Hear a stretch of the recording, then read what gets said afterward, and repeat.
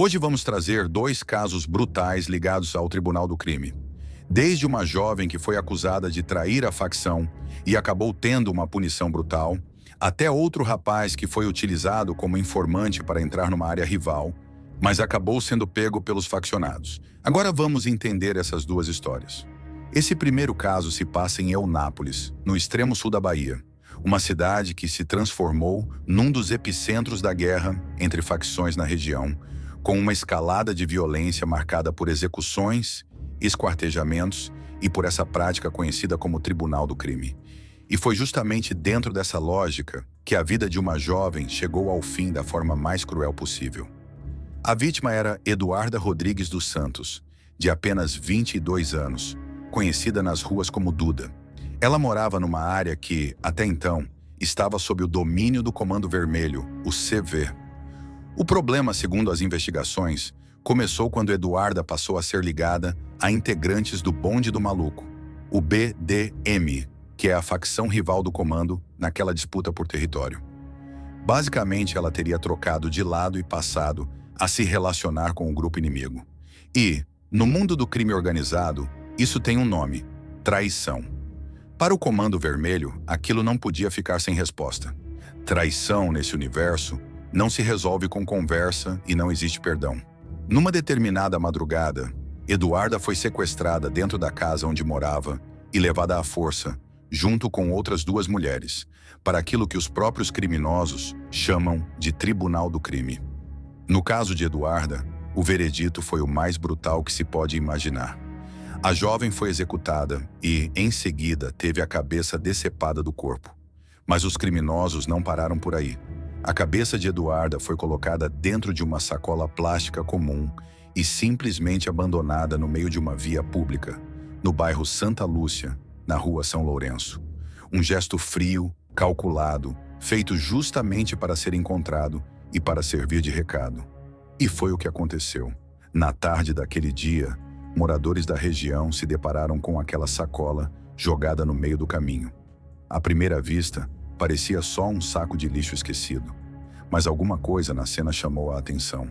As pessoas estranharam, se aproximaram com cuidado e, quando perceberam o que havia ali dentro, o desespero tomou conta. Era a cabeça de uma jovem. A polícia foi acionada imediatamente. Quando o Departamento de Polícia Técnica chegou ao local e fez a perícia daquela sacola, encontrou não apenas a cabeça de Eduarda, mas também um bilhete que havia sido deixado pelos criminosos junto com ela. E é esse bilhete que dá o tom de tudo, porque revela a real intenção por trás daquela barbárie. Essa Tatiane, essa mulher que você está vendo, 22 anos, Tribunal do Crime, assassinada com violência extrema. Essa jovem, tudo leva a crer que é mais uma vítima do Tribunal do Crime. Inclusive, a gente tem a foto dela e os assassinos deixaram um bilhete, escreveram o bilhete e deixaram ao lado do corpo. Tá aqui o bilhete, olha. Eu, Duda, fui para uma laranjada de abraço e ideia dos alemães e contra o CV. Por isso eu digo para todos, para não fazer o que eu fiz. Porque o destino é triste. Comando não aceita a traição. Quem fizer vai pagar com a vida. E essa ideia é para todos e até para os moradores que apoiam alemão. E alugar casa vai perder suas casas e ser expulso das nossas áreas. O bilhete encontrado ao lado da cabeça foi atribuído pela Polícia Civil ao Comando Vermelho e trazia uma mensagem perturbadora, escrita em primeira pessoa, como se fosse a própria Eduarda quem estivesse falando. No texto, ela aparece assumindo ter abraçado a ideia dos rivais e ter se voltado contra o comando. E diz que serve de exemplo para que ninguém faça o mesmo que ela fez, porque o destino de quem trai é triste. A mensagem termina com um recado direto e ameaçador. O comando não aceita traição, e quem trair vai pagar com a própria vida. O aviso ainda se estendia aos moradores, dizendo que qualquer um que apoiasse a facção rival também sofreria as consequências, podendo até perder a casa e ser expulso da área. Para as autoridades, aquilo não era um bilhete de despedida nem um desabafo. Era um instrumento de terror. Um recado da facção para toda a comunidade que vive sob o domínio deles, deixando claro qual é o preço de contrariar as regras impostas pelo tráfico naquela região. Sobre a investigação, a Polícia Civil da Bahia abriu inquérito para apurar o homicídio e entender a real motivação por trás do crime. Testemunhas começaram a ser ouvidas e o Departamento de Polícia Técnica foi acionado para realizar os exames. No entanto, pelas informações divulgadas na época, até aquele momento, nenhum suspeito havia sido preso especificamente pela morte de Eduarda.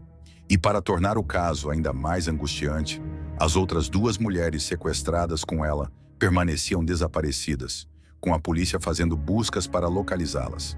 E agora, saindo do caso de Eduarda, a gente parte para o segundo caso, que mostra na prática como as facções costumam agir na Bahia antes mesmo de partir para cima de um território rival. Na disputa entre os grandes grupos criminosos, invadir uma área dominada pelo inimigo não é uma coisa feita no impulso. Existe toda uma estratégia calculada por trás. E uma das mais utilizadas é a de mandar alguém na frente, um informante, uma pessoa que vai até o local antes do ataque, justamente para levantar o terreno e mapear tudo o que for possível. Foi exatamente isso que aconteceu neste segundo caso. Um rapaz cuja identidade não chegou a ser divulgada foi enviado por uma facção para entrar numa área controlada pelo grupo rival. A ordem que ele recebeu era clara: chegar ao local com algum pretexto e observar absolutamente tudo. Como funcionava a movimentação, onde ficavam os pontos de venda, quem estava no comando, os horários, toda a rotina do território. Com essas informações, o plano de invasão ficaria muito mais fácil. O pretexto escolhido foi o mais comum de todos. O rapaz chegou se passando por apenas mais um usuário, alguém que estava ali simplesmente para comprar droga. Só que essa era só a fachada. A verdadeira intenção dele era puxar o máximo de informação possível sobre o local e repassar tudo para uma facção que o havia mandado, que estava se preparando para invadir aquela área dali a pouco tempo. O problema é que, dessa vez, o plano não saiu como esperado. Os faccionados que dominavam a região começaram a desconfiar do comportamento do rapaz. Passaram a achar que aquele visitante não era um usuário qualquer, e sim um infiltrado. Começaram a suspeitar que ele fosse, na linguagem do crime, um alemão. E aqui vale a pena explicar o que significa esse termo, porque ele é fundamental para entender o caso. No vocabulário do crime organizado, a palavra alemão é usada para se referir ao inimigo, ao rival. Mas ela também aponta o espião, a pessoa infiltrada que foi mandada por outra facção justamente para levantar informações dentro de um território que não é o dela. Ou seja, ser chamado de alemão dentro de uma área rival é praticamente uma sentença. É a acusação mais grave que alguém pode receber ali, porque passa a ser visto como um traidor a serviço do inimigo. A partir do momento em que a suspeita se instalou, o rapaz foi capturado pelos faccionados e submetido a um interrogatório. Pressionado e ameaçado, ele foi obrigado a explicar quem realmente era, para quem trabalhava e o que exatamente tinha ido fazer naquela área.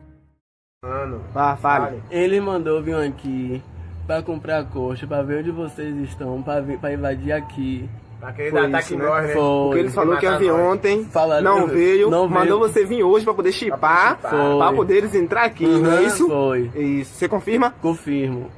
Mandou você vir aqui? Só galego só. Galego é o frente de lá, né? É. Ele é o frente de o lá. outro que é frente é Cris, que é o frente. É... Cris é o mandou dono. ele vir. Não, Cris é o dono que E o gerente é Galego. É, que mandou vir pegar Mandou a você vir maconha aqui. foi Você concorda que Ele tá Galego. querendo puxar o bonde Você, aqui, né?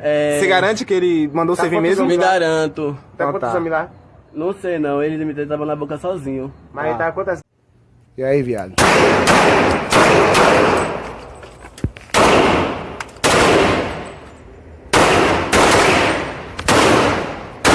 Calma. Ao final desse interrogatório, o desfecho foi o mais previsível e o mais cruel dentro dessa lógica. O rapaz foi brutalmente assassinado pelos faccionados. E esse caso, por mais duro que seja, escancara a realidade das facções na Bahia. Mostra a frieza com que esses grupos operam, a forma calculada como se preparam antes de um ataque e, principalmente, o valor absolutamente nenhum que dão à vida de qualquer pessoa que caia nas mãos deles. É a lógica do crime funcionando nos mínimos detalhes, sem qualquer piedade.